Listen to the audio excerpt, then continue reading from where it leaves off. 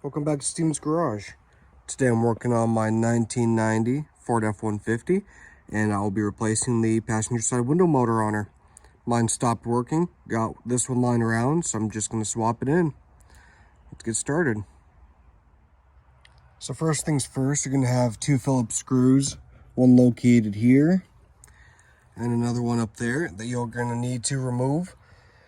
And then you can pry the door panel out and get it off the clips and slide it up. Unplug the switch to get it out of your way, and then you'll have access to the window motor. So here the door panel is off. I did have to take 3 Phillips screws out of the switch. 1, 2, and 3. Accidentally hit the lock button.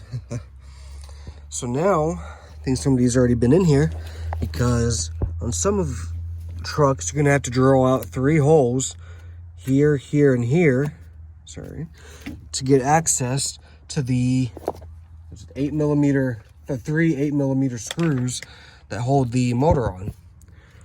But since it's already been done on this, I'm just gonna take my 8mm driver handle and get this all removed. So I took out the 3 screws and the motor came right off. So fell down. I unplugged it from this harness right here, and I'm gonna go grab the replacement.